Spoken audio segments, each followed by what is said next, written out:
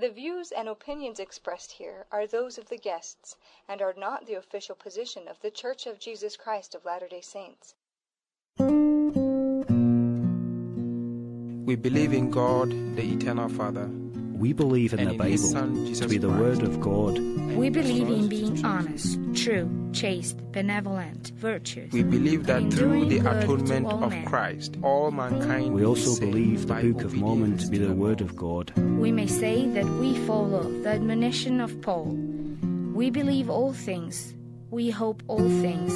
We have endured many things.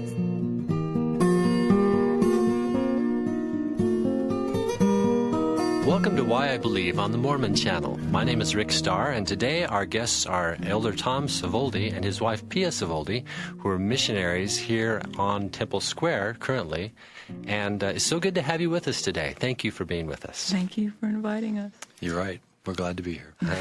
Now, today we're going to talk about your conversion story on Why I Believe, which is very interesting. But before we begin, a little bit of congratulations to both of you. You were just called to be first counselor in a mission here on Temple Square. Tell us a little bit about that. The mission is the Family and Church History Mission, which has like 450 full-time missionaries and about another 1,500 church service missionaries involved in it. So, and we cover not just church history and not just family history, but both, and we interlock those together so that people can create an entire picture of their, not just genealogical research, which is just names and dates, but their family history also. That is a huge mission. And It is a huge we also mission. serve the headquarters, too. The missionaries who are called to serve in church headquarters also are in this mission. Now, the missionaries who are in your mission they're spread all over the place, aren't they? Yes. Many of them working from home. Many do work from home, especially the church service missionaries, and they're not just all in the area right here. That we have some in Colorado. We had them in Oregon, Canada. We had them in England. That's being kind of phased out right now. But we work in the Church History Library, the Family History Library, the Church History Museum. In the Joseph Smith Building, we have several zones there. We have 20 zones in our mission. Oh, my goodness. So each of the counselors in the presidency splits that, and we each have 10 zones that we worry about. That is great. It sounds like it's going to be a fun mission. When do you begin? We are formally, it was announced last Monday, and we will formally begin on the 28th of June. And it's a one-year assignment, is that correct? Yes. Right. And it should be mentioned that you're just coming off another mission here on Temple Square. Right. So you're just finishing We one just mission. extended for another year. Extending, yes. Well, congratulations. Well, we're here to talk about your conversion story, which I've read a little bit about, and it's very interesting. You were raised, both of you, in Indiana. Correct. Talk a little bit about your upbringing. Okay. I was born into a family of 7. I was the second from the youngest. Was born at the start of World War II. So as I went through those 5 years of that war, just as hardly remembering anything. But I certainly remember the day it ended. And I was born near Chicago, Illinois, but in Indiana. My parents were both born in Italy and came to this country and met each other as teenagers or near 20s and married here.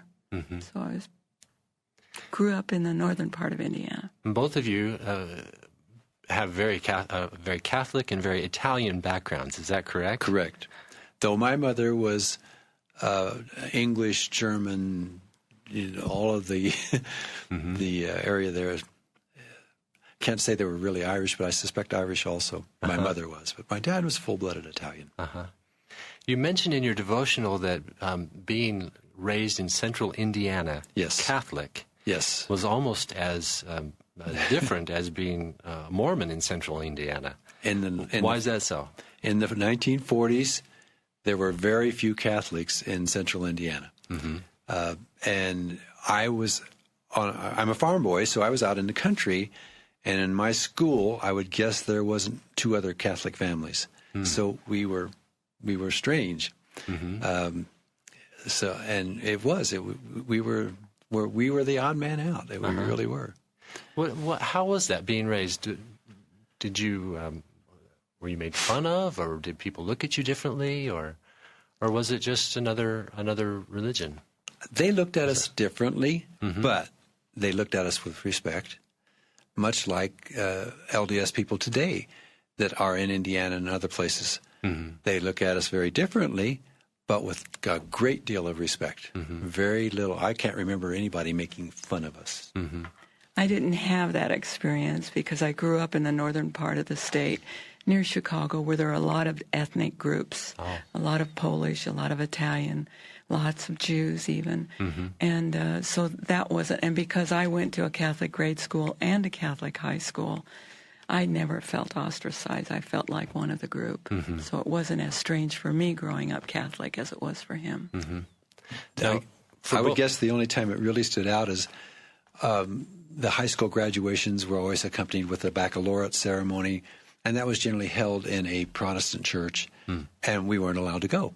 I mean, that was against our church's rules to even enter a Protestant church building, and that kind of created a problem or two.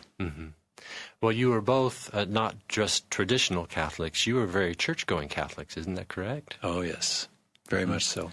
In fact, you in your devotional, you had mentioned that you truly believed that the Catholic Church was the one and only true church. That's correct. Very true. Never doubted it. If anybody tried to talk to us about religion, we would dismiss them very quickly by saying, we're not interested, we're Catholic. And we'd go on to something else. Well, I was reading before we started today's program, and one of the things you mentioned in your devotional was that a little bit of history. In 1962, Pope John the 23rd convened an ecumenical council in Rome to review canon law. Correct. And as a result of that, your diocese in Lafayette, Indiana, decided that you would review those teachings and develop a plan to implement those within the diocese. And you were appointed as a member of a 12-member committee to both review these teachings and, I guess, decide how to implement them. Isn't that correct? That's correct. Talk about that process you went through, because you were reviewing Catholic teachings and how to get them out to the people. And what happened in your mind as you were reviewing those teachings? Okay. Each parish had this 12-person committee. So every parish did the same thing. And we would meet twice a week for about 3 hours at a time, and we would read these documents and decide, what we should do to implement them in that diocese. And through the course of that study, we realized how very little training that the Catholics gave their pastors. The priests they had almost no training in family life whatsoever, because they were not married, of course, and little understanding of what family life was like. And then it became more and more obvious that there was they had no real claim to being the one true church. I mean, it just became obvious to me that they didn't have that. It was a power structure, and so you had the deacon, the lower priest, then you had the head pastor, or what was he called? The Reverend. The Reverend, for all that, and then he reported to a bishop, and then it went right on up the line all the way to Rome. So the more we studied, it became obvious to us it was more an organizational structure, and the doctrine became less important, and there was less to substantiate it that we could see. And so it began to raise questions in our minds. As we grew up in the Catholic Church, we were not allowed to read the Bible. I mean, that was just something we were told, don't do that because you may misinterpret it. So we had only what we did at Mass, which contained scriptures, which we did not understand. But they were in there, and that they just controlled it all the way. Yeah, you had mentioned in your devotional that you had a Bible at home. Yes, we did. But that you were encouraged or not encouraged to read it. To read it. Exactly. Because of the fear of misinterpretation. Exactly. So there was kind of a hierarchy of Right. of those who, I guess, are allowed to The interpret. theologians were the ones who were the teachers, the ecclesiastical teachers, and so that theology was left to them. We were just to be obedient and come to church on Sunday. The Which Bible, you did. Yeah, that's Which correct. we did. Very religiously. The Bible in the home was meant to record marriages, births, deaths. And that's the pages we used. That's all we got to use. So, As you were on this committee and you were reviewing some of the teachings, Yes. Were there any specific teachings that just didn't quite ring true to you or that caused concern? the basic teachings of the church were not really all that much discussed. But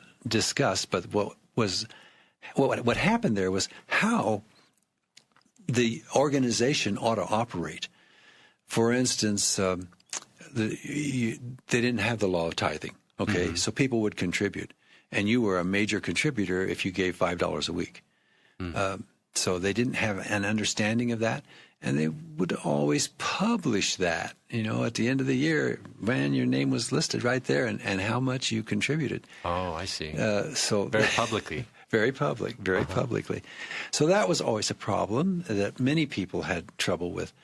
But then the lack of understanding by Monsignor Ward of what it costs to raise a family. He had no idea. One of the brethren had several small children. He said just to buy stockings for them cost this amount of money. And he was shocked, totally shocked, had never even considered those kinds of things.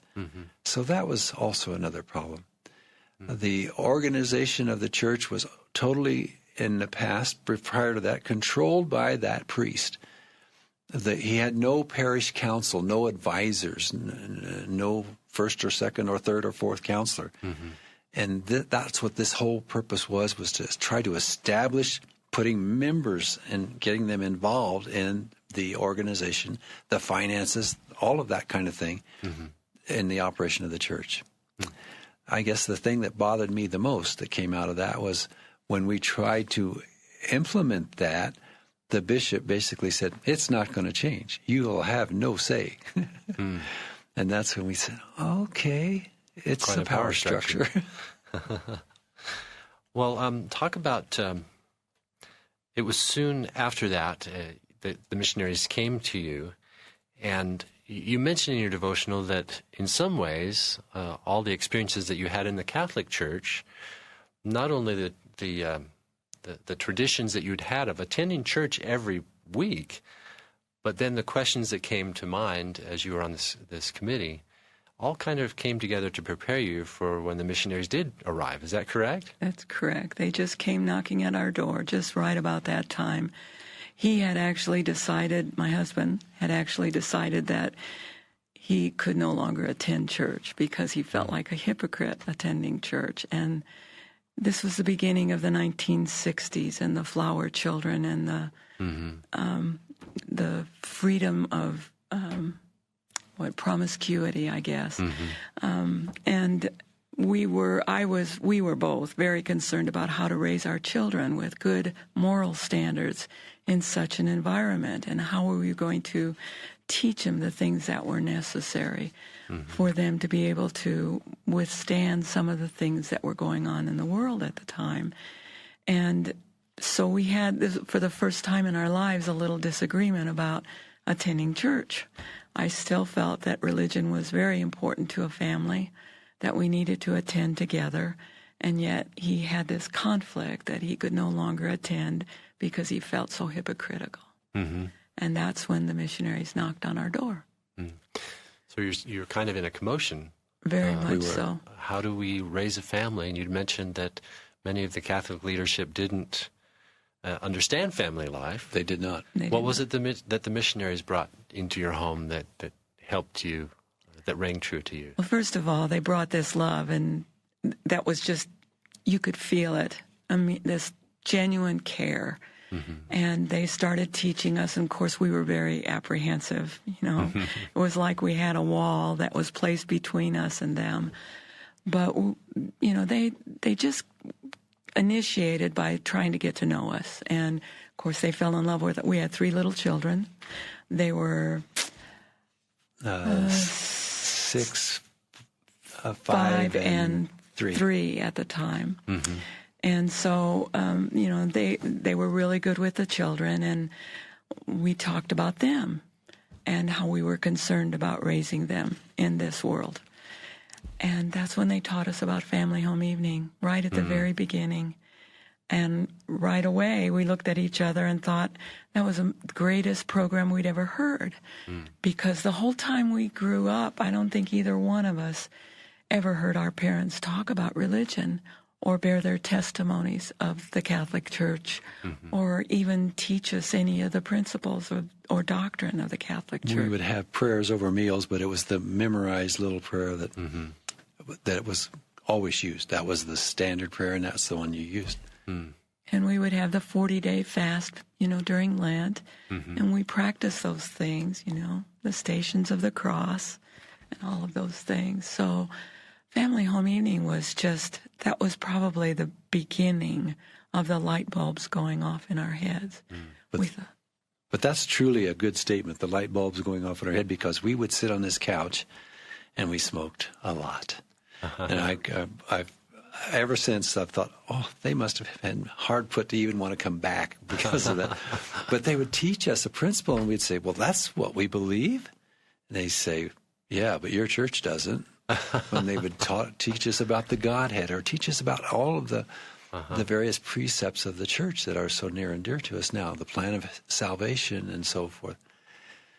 And the thing that I guess impressed me the most was eternal marriage, and that families can be together forever, and how great a concept that is, because it provided a steadying device throughout our entire marriage. I mean, it gave us a perspective that we didn't have before. Yeah, it gives great purpose to a marriage, doesn't it? It does. Great meaning.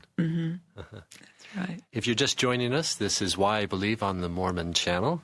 And today we have Elder and Sister Savoldi, who are currently missionaries on Temple Square and soon to be in the mission presidency on Temple Square. And we're talking about their conversion story. You had mentioned in your devotional that your walk through the sacred grove was an eye-opening experience for you. And it's interesting that you put things that way. You mentioned that things rang true to you, that the missionaries were teaching you. Talk a little bit about that. I think it's so interesting that the promise of the gospel is that you don't have to believe what somebody else is telling you about the gospel. You can actually find out for yourself. And you talk about it as though it were your own sacred grove. Talk a little bit about what you went through in your understanding of the gospel and how you came to know that it was true.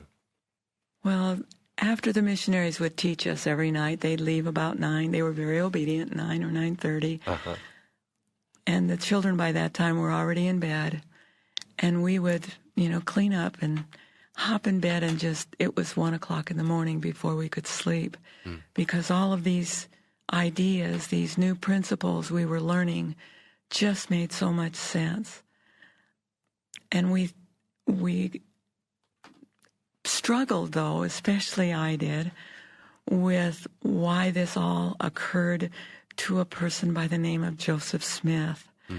Why was he the one appointed? It just seemed like such a simple man and with a common name, and it was just hard for me to understand and accept. And so it took a lot of prayer and a lot of thought and some studying as well. But it wasn't until after we were baptized that I fully gained a testimony of the prophet. That was probably the hardest for me to understand. But it was after prayer and fasting, and it just all made sense to me. Why not a simple man with a simple name? Why not someone who was very humble? He was exactly the individual that the Lord would come to. Yeah. And if not if a simple man, such as a 14 or 15-year-old boy, could understand this truth, why can't I? Why can't I? Exactly.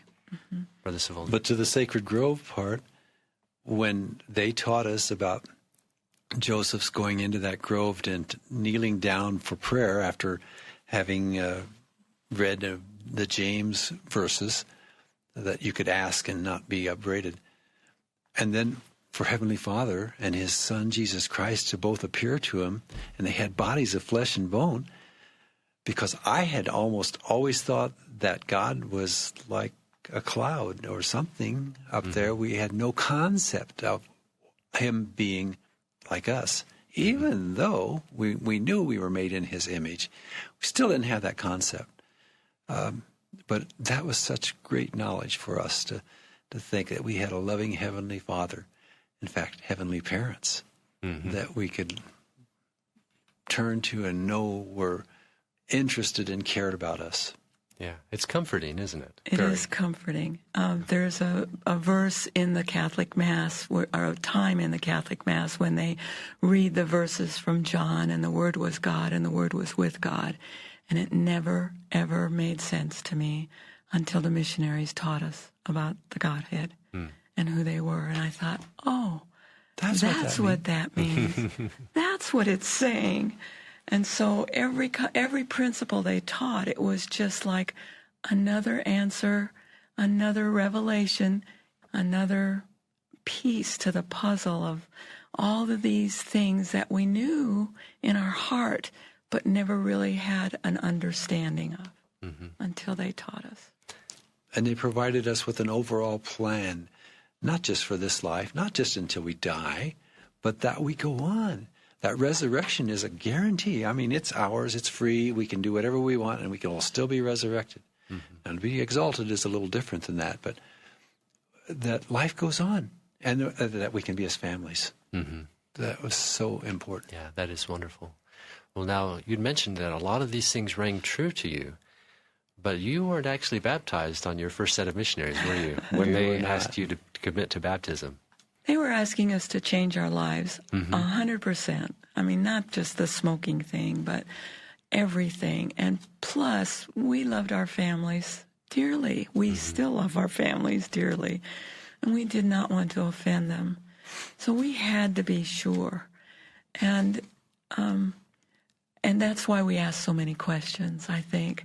I think we must have been exasperating for them. Now that we look back, they must have been frustrated at one point. And I remember that during this process, one young man had a very successful life before his mission. He was a professional baseball player. And a little, you could see a little bit of that pride. I don't want to accuse him, but he and I clashed. And then the missionaries never came by again. Little did we know at the time that they actually had closed our area, because we were in a small community and they needed the missionaries elsewhere. But also now looking back, a very significant thing happened.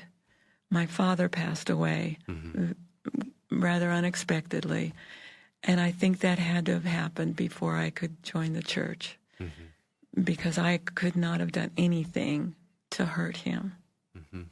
He was very important, is very important in my life. You were both very close to him, right? Your whole Both family of us, was. yeah. Yes. Yeah. So that your father's passing, did that cause concern in your life, questions to come up again about life after death and that kind of thing? Was that another troubling time in your life that maybe prepared you for missionaries again? I think we'd already learned that lesson. And we knew there was going to be more, and that he was in a better place, and that he was going to be, we already knew those things for him. So that didn't bother us. From the previous missionaries. Correct. Okay. But it didn't make us want to run to the church any quicker, though. I mean, we went that whole year, a whole year passed before they came back, and we didn't ask for them to come back. They happened to come by again. They just happened to knock on our door. So our Father in heaven gave us two 2 chances. Another opportunity. Yes, it was really, as we look back now, we are so grateful that we... Now, Yeah, you they still did. had some habits that were challenging. You had some word of wisdom habits, Right. Smoking, drinking coffee, tea. You were raised that way. Yep. Right. I think you started smoking, Elder 14. Savoldi, at 14. Yeah. And 19 for you, Sister 19 Savoldi? for me. And I started drinking coffee when I was about 5. Oh, That the lattes that they have now, Italian moms would give their children milk with just a little bit of coffee in it, and that warmth would help them go to bed at night, go to sleep at night. So I, was a heavy coffee drinker before I joined the church. from a young age. From the very young age, yeah. So overcoming those habits, you had the missionaries come back in your home. They were teaching you. Right. What helped you to overcome those things and any other concerns you had about making those changes? First of all, they taught us well. And Elder Stott, sweet Elder Stott, who I was wiser than his 19 years, asked us one time, don't you want to have these questions resolved once and for all? And I very proudly said, well, sure, thinking that there was no way that they could resolve all of the questions that we had. And they proceeded to tell us about fasting and prayer and the power that could come from fasting and prayer. And so we agreed upon a date. It was March 31st. They would come and start a fast with us. And we would kneel together and pray and then begin the fast. And I can remember him in our home just pacing the floor. And we were anxious to get it started. We wanted these questions resolved. And finally I said, well, Elder Stott, are we ever going to start? And he said, well, we just one more thing that we need to talk about. We need to make sure you understand that when you fast and pray, that you really shouldn't smoke. And we had figured that out. And we said, well, Elder Stott, we think you taught us well, and we just taken our last pack of cigarettes out and burned them. And the relief that came over his face was just something we'll never, ever forget. But, that was it. Now that's not to say my sweet husband, it was hard for him. Hard for me the coffee was. The smoking wasn't as difficult. The coffee was very difficult, but Heavenly Father took care of that. At our next family gathering, which was just that spring, the big coffee pot that I had in my home broke. So I never had to buy another one, and that was fine. I never was tempted beyond that point. But he needs to tell you his story that still occurs, I think. Occasionally. Like I said, I was a very heavy smoker, 4 packs a day. Oh, my goodness. And on March 31st, that was the last day that I smoked in my life. But that didn't mean that it went away. I didn't smoke anymore, but I would dream. And I'd have these dreams, and I'd wake up in the middle of the night thinking, oh, my gosh. And I was dreaming that I was smoking, and always there would be a church leader standing nearby. And I'm thinking, oh, no. So I was always glad to wake up and know that it From was the nightmare. Yes. You're listening to Why I Believe on the Mormon Channel, and today we have Elder and Sister Savoldi talking about their conversion story. Now, you overcame the habits of the Word of Wisdom, concerns that you had, and this was early spring, April 1st, April Fools, wasn't it? April Fool's Day. Talk a little bit about the challenges you had at this point, now that you had made the decision to commit to baptism, and you went through that process. Tell us a little bit about the family concerns that you had, and what happened. Well, we were concerned about our families. We knew that it was going to be difficult for them. I mean, they knew how we had been raised and how we'd always gone to church and so forth. And we knew we had to make a change. Wasn't something we'd done quickly, so we decided the only thing we knew how to do would be to choose our words very well and write them. So we wrote letters. explaining to them exactly why we were doing what we were doing, and telling them how much we loved them and so forth, and prepared them. They got to be rather lengthy, I think 3 pages. Mm-hmm. But we decided that we would drop them in the mailbox on our way to our baptism, because we were fearful if they knew about it ahead of time, they'd come and try to stop us. So that's the way we handled that. They then, we didn't hear from them for a few days. Probably it was the middle of April that we finally got the phone call from them. Well, actually a little later than that. And my parents had actually come to visit us that day. And my father and mother were not happy that we'd made this change, but they also didn't condemn us. Mm-hmm. As a matter of fact, my father's only real concern was, he said, it's okay. It doesn't matter what church you belong to so long as they don't want 10%. So we didn't tell him about tithing or budget or fast offering or all the other things that were involved. And they were okay. But while they were there, her mother calls on the phone. And I was in the habit of coming home for lunch in this small town, which I did. And when I got to the door, she met me at the door, crying and carrying. She said, "Come in, you got to help." Because her mother had my mother on the phone telling her what a bad person I was for making her daughter do this. Uh-huh. And so I got on the phone and we talked with her, and she let us know that we were no longer members of her family now, and we'd never see them again. And what perception of the Mormon Church did she have that caused her to feel that way? She was sure that he had made me join just so he could have another wife. Oh. And that she'd be wearing black dresses and baking bread. Oh, my goodness. And I learned how to bake bread after I joined the church, but I never wore black dresses. So it's interesting how some of those perceptions still creep up in the media these days. It's sad. They're incorrect perceptions, but they persist sometimes. They do. Yeah. It's was an amazing thing, though. About 5 weeks later, they started to plan for a Memorial Day activity, that their family would get together again for one of these all-day eating things. And so she got her older sister to call us and invite us. Your mother did? My mother did. Okay. So it only lasted about 4 weeks. Okay, well, that's not too bad to be expelled from the family. No. But we thought it was a good price to pay. Stopped offering coffee or tea or any of those things, until she got quite a bit older. But the turnaround in her was amazing. In her own little way, she was able to see the changes that occurred in our lives were all for the good. Mm-hmm. And there wasn't anyone on this earth that was more proud of her grandsons as this little Italian woman who welcomed back a grandson from our son from his mission, who's speaking fluent Italian.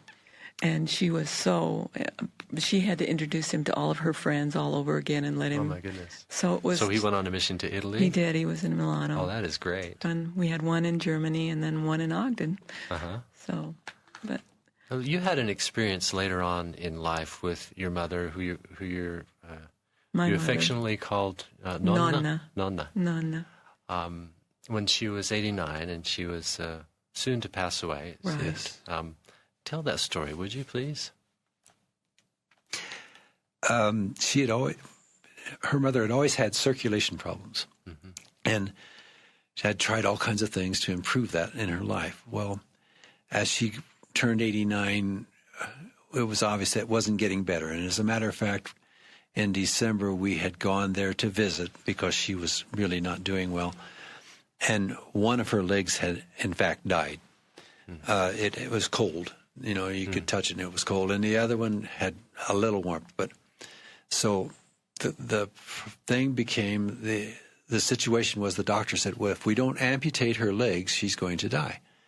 And she was very firm. You're not going to take my legs. You're just not going to do that. I'm not going to allow it to happen. And we had an interesting discussion with the doctor and told him that, at her at 89 and not having legs, it wouldn't make any sense for her, and got him to agree. And he did agree. But then he proceeded to go talk to her and tell her about how she needed to go ahead and do it. But she still refused. I admire her very much for that. But this was December 14th or so when we were there. We had a plan for our family to gather in Georgia. Then this was near Chicago where she was. And we said, we're not going to go. We'll stay here with you. And she said, oh, no. She insisted that we go because of that. She says, what's going to happen is going to happen. And she knew she was going to die. I mean, there was no question about that. But then, why don't you? I talked to her about the power of the priesthood and asked her if she would allow my husband to give her a priesthood blessing. And she did. And in that blessing, my mom was a very stubborn woman, I guess, to say it politely. She was the matriarch, a true matriarch of the Italian family. And so she could be a little obstinate at times. And in the blessing, she was promised that she would leave this life with a sweet spirit. And at her funeral, my brother came up to me and he said, sis, he said, her last few days, she was the most pleasant woman I've ever been around in my whole life. And so the power of the priesthood played a part in her life in her last days. And that was 1996. Her husband had died in 1969. And we were pretty sure that he was up there saying, don't send her yet. I can't take her yet. But then when she got that blessing, I guess that made it okay for her. She came to him with a sweet spirit. With a sweet spirit. Right. Now, there's other stories in your life, too, that have to do with priesthood blessings. Didn't one of you have a sibling who died of lung cancer? My sister, yeah. And what was the story there where she was given a blessing? We were privileged to be with her for the last month and a half of her life and care for her. And it was obvious that she wasn't going to make it. And so the last days of her life, again, my husband gave her a blessing, a priesthood blessing. And there was a reaction that we hadn't seen for a couple of days because she was almost comatose. But we are convinced that she accepted the gospel at that point in her life. Well, she was semi-comatose, if not. But we were told by the hospice people that the last thing that leaves a person is their hearing. And so I decided, okay, it's time that I teach her the gospel again. So I sat down beside her and taught her the plan of salvation and where we came from and why we're here and what our purpose is and so forth. And then I told her about that I held the priesthood and that I could give her a blessing if she would like that. And so I said, would you like the blessing? And she didn't tell me no. So I went, changed, put on my coat and tie, and gave her a blessing and explained where she was going and what she was going to be doing. And as I completed that blessing and removed my hands from her head, she had a big smile across her face. So it was just a delightful experience. That is incredible, the power of the priesthood. Power of the priesthood. Let's go back and talk a little bit about, after you first joined the church, you still lived in Indiana. Yes. Indiana, is that correct? So what was the branch like? I mean, you were in the mission field. This was not Salt Lake City, Utah. Talk about that a little bit. There were only about 5 families in the branch. There was probably maybe 25 or 30 people total. And so we were fellowshipped immediately. In fact, the whole branch, as many of them as were not working, were at our baptism, which was a 30-mile drive away from. We met in a little rented carriage house that was on the Lew Wallace estate. And I don't know if you remember, General Lew Wallace was the one that wrote Ben-Hur. Oh. And he had a beautiful estate there in that little town that we lived in. And so every Sunday we would drag the hymnals and everything in and take them down Sunday afternoon and then go back Sunday evening for sacrament and return it all and set up the, sheets between the rooms to have classrooms. And right away we were put to work. He was the Sunday school president, I think, and I was a Maya Maid teacher, I think. Mary Miss. That's what it was called back then. And so... But within a year, I was called into the branch presidency, and she in the Relief Society presidency. And we all had many callings. She had more than I because I was in the branch presidency, but she had the opportunity to have primary on Tuesday and mutual on Wednesday and Relief Society. So she had 12 or 13 callings. At one time. So, if you count music, yeah. And then we were trying to raise money for our own building, so we had building fund projects on the weekend. It was 6.5 day a week fellowshipping that we got, which was wonderful because it was exactly what we needed. Exactly. And we've felt a bit of a loss since we don't have to raise building funds. I mean, that was a great builder of people and members, and now that we don't do that, I think we have to find other people. ways. Yeah, I remember that as a child. It was very unifying for our branch. I lived in Texas, and we did the same thing. And I just remember the branch coming very close together as we worked on that project. It was neat. One of the things that we did was made elephant ears. I don't know what you call them here. They were kind of like scones or fry bread. And so we would go to all the fairs and sell elephant ears. Great big to raise money. To raise money. We did very well. Not every project was quite that successful. The worst one we had was raising sorghum. What Nobody a waste. wants sorghum these days. To sell. Yes. Well, what are your thoughts then on being in the mission field? You're a new member. You're put right to work. Sounds like great training. It was. We were very heavily involved almost from the beginning. We were members not quite 4 years when I was called to be the branch president.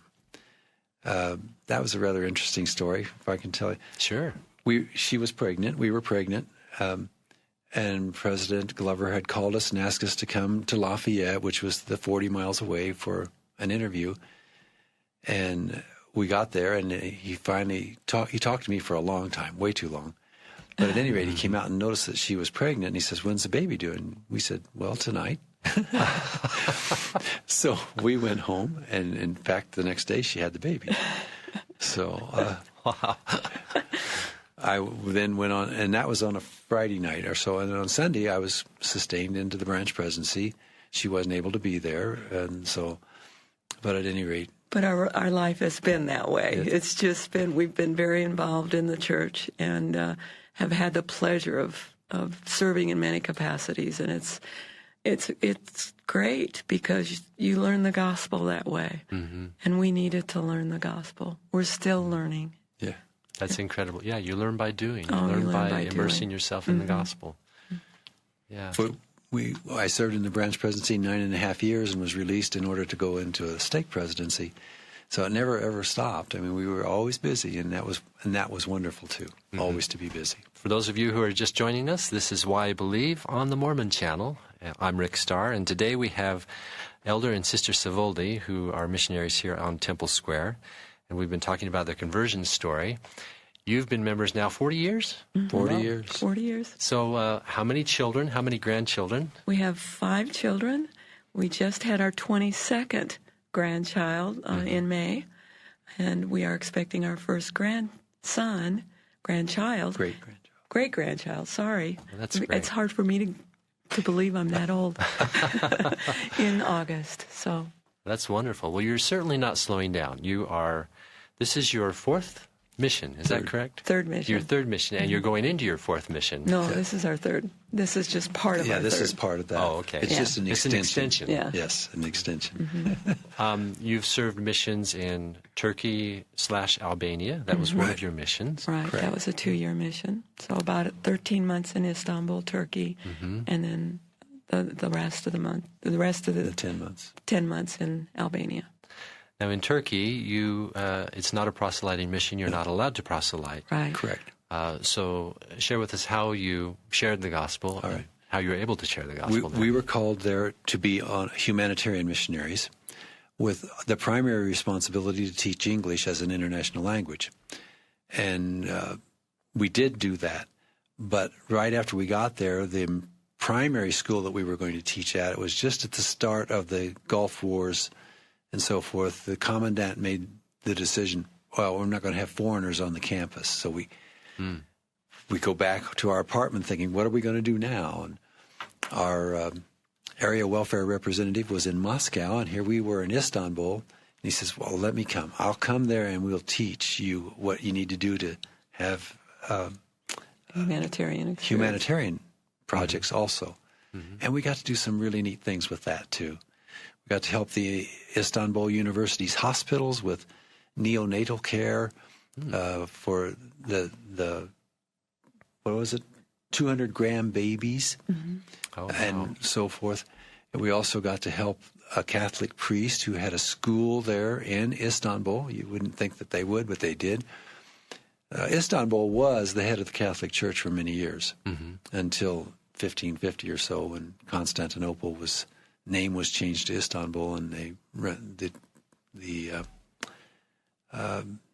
sultans ran the Catholics out. But at any rate, we got to do very wonderful things. We met some incredible people while we were there. They're wonderful people. The meeting house was our apartment. We did have a branch of about 45 people, about half of which would come regularly.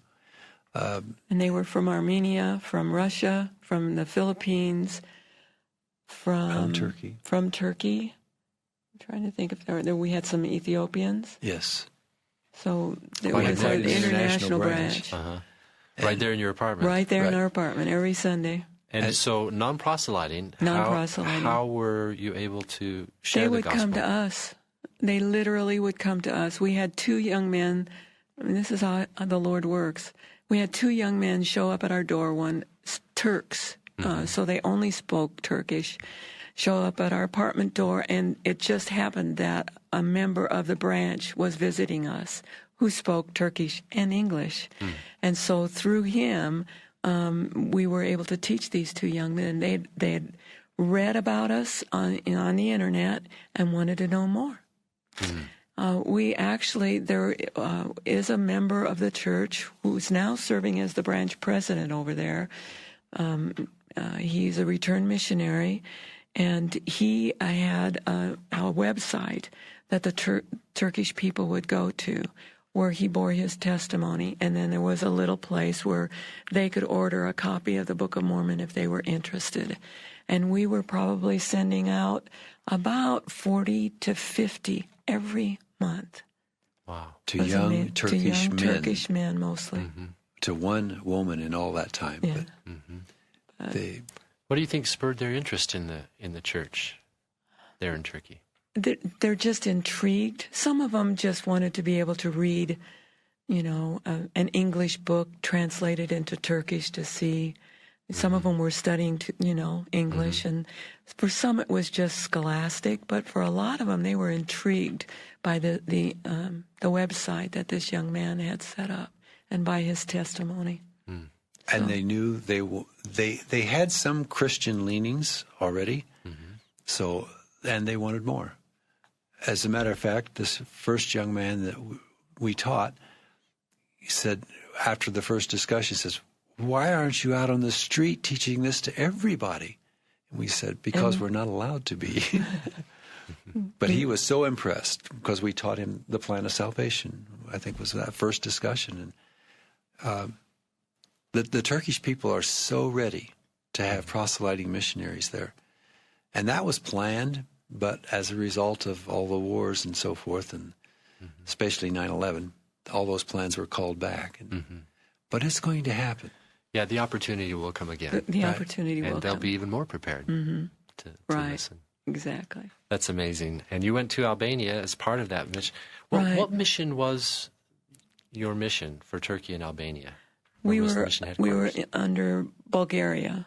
Sofia, Bulgaria was the mission home.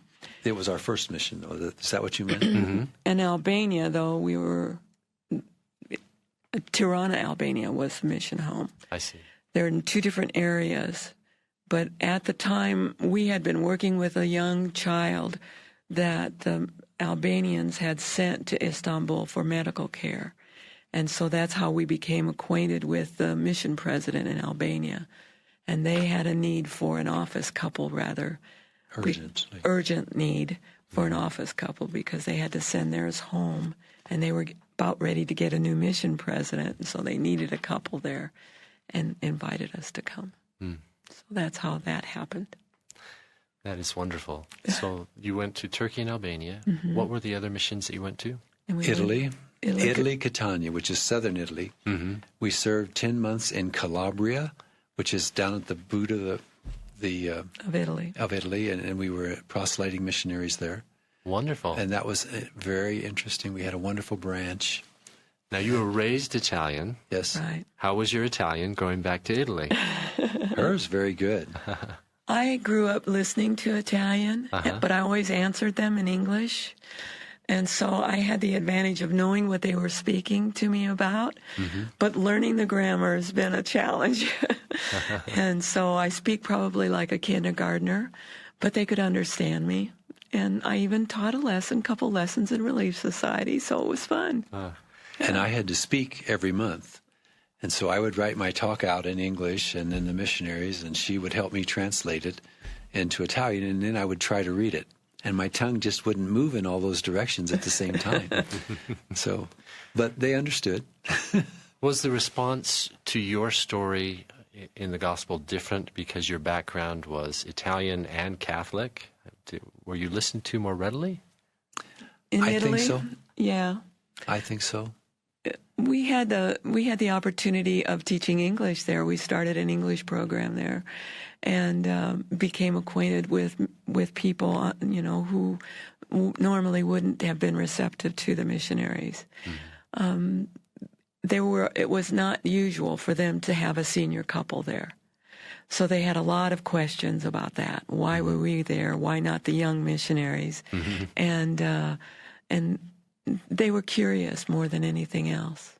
And so when they found out that we had a Catholic background, and of course our name being Italian, they were curious to find out, our lineage, and asked a lot of questions about that. So it did open some doors, but not as much as we had wanted.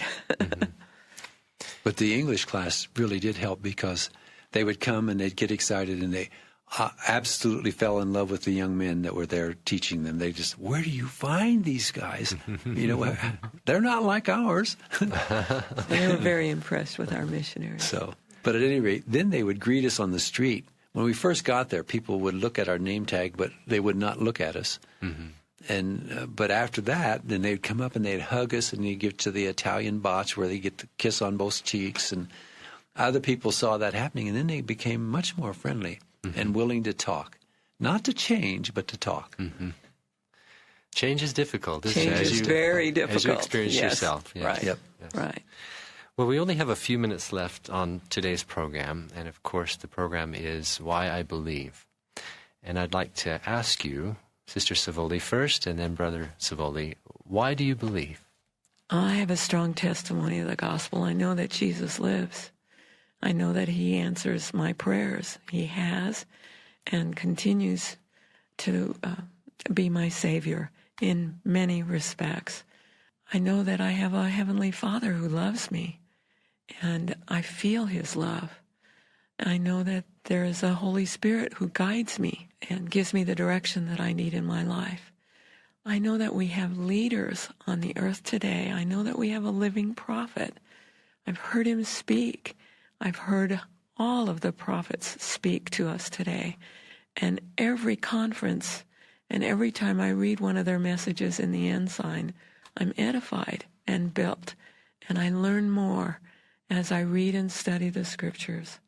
I'm just really grateful to be a member of this church, and I'm so grateful that my Father in heaven loves me so much that he sent those missionaries to our home twice to knock on our door and bring us the gospel. And I'm also grateful that he did it at a time in our lives when our family was young enough that we were able to rear our children in the gospel.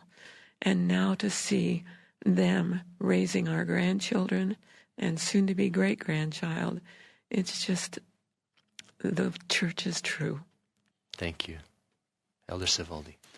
I likewise just love the gospel of Jesus Christ that's been restored to the earth. Every morning in our prayer, I express my thankfulness for the prophets of the restoration and the great work and sacrifices that they went through for us. I'm grateful for that knowledge of eternal families and to know that life doesn't end at death. It goes on, and that will continue to grow and progress as we serve our Heavenly Father. I'm grateful for the blessings I've seen it pour out on so many people, not just our family, but those that we've had the opportunity to work with in the various stakes and branches that we have served in, wards. It's just so marvelous. It's the only way, you know.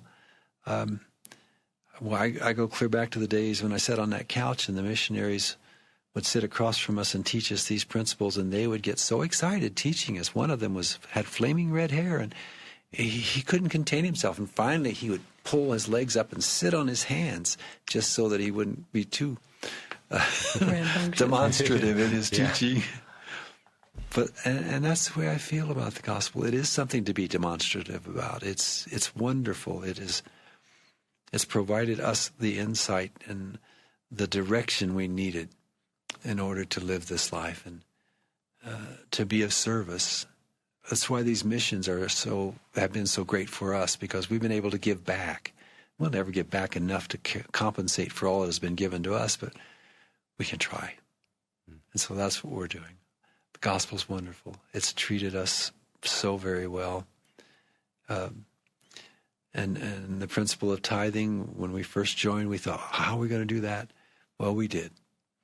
We had only one overdraft statement, and then we fixed that, and we've been able to tithe ever since, too. So it's brought us great, great blessings. I know it's true. I love our organization. I love the general authorities. They're just marvelous. And our local leaders, what wonderful people they are. And I think that's what really burns true in my mind and heart, that it is true. It is true, and I know it, and I say it in the name of Jesus Christ. Amen. Thank you. Elder and Sister Savoldi, thank you so much for joining us today on Why I Believe. It's been such a great pleasure to have you with us. Thank you. Thank you very much. Yes. This is Why I Believe on the Mormon Channel. For more information on this and other programming available on the Mormon Channel, please visit radio.lds.org.